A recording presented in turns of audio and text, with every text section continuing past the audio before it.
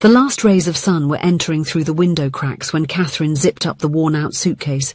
It was the same suitcase she had brought 5 years ago, full of dreams and expectations. Now it carried only the essentials. Some clothes, a pair of shoes, a small box with old photographs, and the laptop where she kept her work as a freelance illustrator. The house they had shared was almost empty. Tyler had taken almost everything in the separation process. The furniture, the appliances, even the little pot of succulents that she had cared for so tenderly. Not that she minded. Every object in that apartment carried memories she preferred to leave behind. "It's better this way," she whispered to herself, while running her fingers over the ring that was no longer there, leaving only a lighter mark on her tanned skin. She took one last look at the empty apartment, the white walls that she could never decorate because it would be too tacky, according to Tyler. The kitchen where she prepared so many dinners that were met with criticism. The living room where she swallowed tears as he belittled her with jokes in front of friends. Friends. The word now sounded strange. One by one they had disappeared. First it was the unanswered messages. Then the invitations that never came. Finally the judgmental stares when they happened to meet her on the street. "You don't know how much he suffers," some said. "He did everything for you," others commented. "Ungrateful," they whispered when they thought she couldn't hear. Tyler was a specialist in building narratives. He had the gift of the gab, the ability to twist any situation to his favor. In the beginning of the relationship, this skill charmed her. He knew exactly what to say to make her feel special. Over time, she realized that the same words that uplifted her could also destroy her. The decision to leave was not sudden. It was built in silence, during sleepless nights, while Tyler slept beside her. It was fueled by every criticism disguised as advice, every humiliation masked as a joke, every dream she had to abandon to fit into the life he planned. Catherine closed the door without looking back and left the key with the doorman. She had rented a small room in an inn for 2 nights, the time needed to finish some work and buy the bus ticket. She had no savings. Tyler always controlled the finances, claiming she didn't have a head for numbers. In the simple room of the inn, sitting on the single bed with the laptop on her lap, she finally did what she hadn't had the courage to do for months. She called Megan. Megan was her childhood friend. They grew up together in the small countryside town, sharing secrets, dreams and fears. When Catherine announced that she would move to the capital with Tyler, Megan was the only one who didn't celebrate. "Are you sure?" she asked. At the time, Catherine interpreted it as envy. Now, she recognized it as concern. "Hello?" Megan's familiar voice brought a lump to Catherine's throat. "Megan, it's me." There was a moment of silence, broken only by the breathing on the other end of the line. "Catherine? My God, it's been so long. Is everything okay?" The tears came without warning. Catherine tried to hold them back, but it was like trying to hold a river with your hands. "No, it's not." Her voice came out choked. "It's over, Megan. My marriage, my life here, everything." "Oh, Catherine, I need to come back. I have nowhere to go. Can I stay at your place for a few days? Just until I find a place and—" "Of course you can," Megan replied without hesitation. "Let me know your arrival time." The cheapest ticket was for an overnight bus. Catherine informed Megan about the travel details and hung up, feeling a mix of relief and shame. Relief for finally having made a decision. Shame for needing help after being away for so long. She never told her family what was really happening in her marriage. In the rare calls to her parents, she always said everything was fine, that married life was tiring, but happy. She made up stories about romantic dinners that never happened, trips they never took, plans that existed only in her imagination. Deep down, she knew her mother Marie suspected. On the last visits, whenever Tyler left the room, Marie would hold her hands and ask, "Are you sure everything is all right, my daughter?" And Catherine would always respond with a rehearsed smile, "Of course, Mom. I'm just tired." Now, as she closed the suitcase for the second time that day, she thought about calling her parents. But what would she say? How would she explain that the marriage they never truly approved of had been a mistake? How would she confess that she wasted 5 years of her life out of pride, fear, and shame? Another day, she thought. When I'm stronger. The bus station was almost empty when she arrived. The digital clock read 11:15 p.m. and her bus would depart at midnight. She sat on a plastic bench, the suitcase between her feet, the backpack securely held against her chest. The feeling of failure weighed on her shoulders like a leaden blanket. She looked at the bus station doors. For a moment, she considered giving up, going back to the small, empty apartment that was no longer hers, begging Tyler for a second chance, accepting the conditions, the criticisms, the diminished life. It would be easier than starting from scratch. The loudspeaker announced the departure of the bus. Catherine took a deep breath, grabbed her suitcase and walked towards the platform. While the driver stowed her luggage in the compartment, she took one last look at the city that had been her home and prison for 5 years. The lights shone in the distance, indifferent to her departure. She got on the bus with her eyes downcast, her face pale and swollen from all the crying during the previous nights. She chose a seat by the window, as she always did on her trips back home during her teenage years.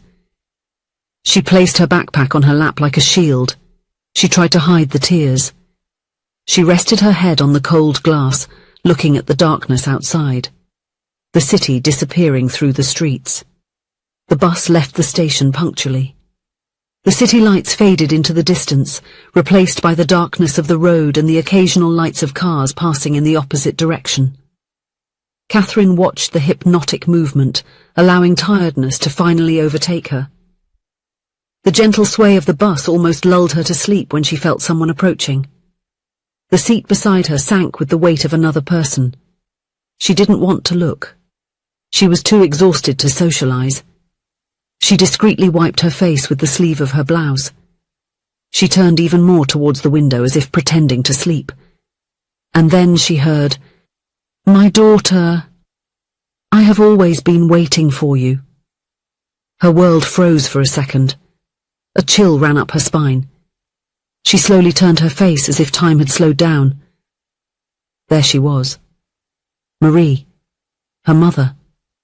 With tearful eyes, a restrained smile, and a warmth in her gaze that only she knew how to have. Her brown hair now displayed more grey strands than Catherine remembered. The lines around her eyes were deeper, but the look, that look that always made her feel safe, remained the same. "Mom?" The voice came out weak, scratched. "What? How?" Marie took a deep breath, tucking a strand of hair behind her ear, a gesture so familiar that it made Catherine's heart ache. "Megan told me. She told me your bus schedule. I wasn't going to let you take this trip alone. Not this time." Catherine couldn't respond. The tears came harder than before. But now they were different tears, filled with everything, shame, relief, sadness, and a vast love she tried to hide out of pride.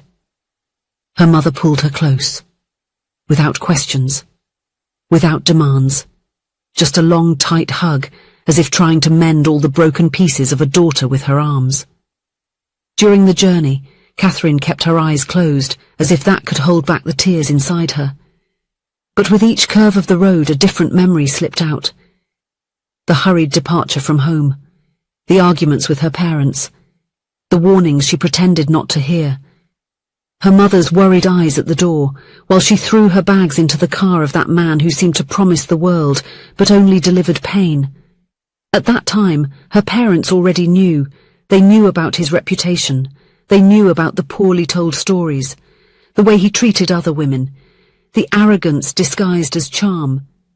But she, blinded by passion, chose not to listen. She preferred to believe that with her it would be different, that he would change, that love would solve everything.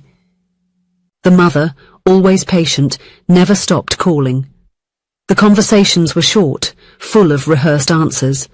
She said she was fine, that life was busy, that she was happy. But Marie always knew it was a lie. She recognized the hidden sadness in the pauses. She felt the weight of her daughter's voice even across miles of distance, and even so, she never judged her, never turned her back, just waited. In silence, with a heart in constant prayer, as only a mother is capable of doing. Her parents never wanted this to happen, but they knew that eventually their daughter would open her eyes. They knew that only she could make that decision. When Tyler appeared in their lives, bringing grand promises and calculated charm, they perceived the danger that Catherine could not see. "I didn't have the courage to tell you," murmured Catherine, still nestled in her mother's arms. "I was so afraid of hearing 'I told you so.'" Marie pulled back a little, just enough to look into her daughter's eyes. "My daughter, I would never say that. I just wanted you to be okay, to be happy. I felt so stupid, Mum, so naive. He made me feel small, like nothing I did was ever enough. You are none of that, Catherine. You are strong, intelligent, talented. What happened was not your fault. How did you know? How did you know he wasn't good for me?" Marie smiled sadly, stroking her daughter's face. "Mothers always know. Besides, I have seen this type of man before. Men who use words to control, to belittle. Men who need others to feel small so they can seem big." Catherine nodded, remembering all the times Tyler criticized her in front of friends, only to later say it was just a joke and that she was too sensitive. The times when he reviewed her work and always found something to correct. The way he interrupted her in conversations, as if her opinions didn't matter. "I lost so much, Mom. Friends, opportunities, years of my life." "No, my daughter. You gained experience, you gained wisdom, and now you're getting a second chance." On that bus seat, her mother's lap seemed small in the face of so much accumulated emotional fatigue. But there, in that cramped space, she finally understood what unconditional love was. A love that remains, that does not impose conditions, that does not demand explanations, that simply stays and waits. Through the bus window, the first lights of the morning began to appear on the horizon.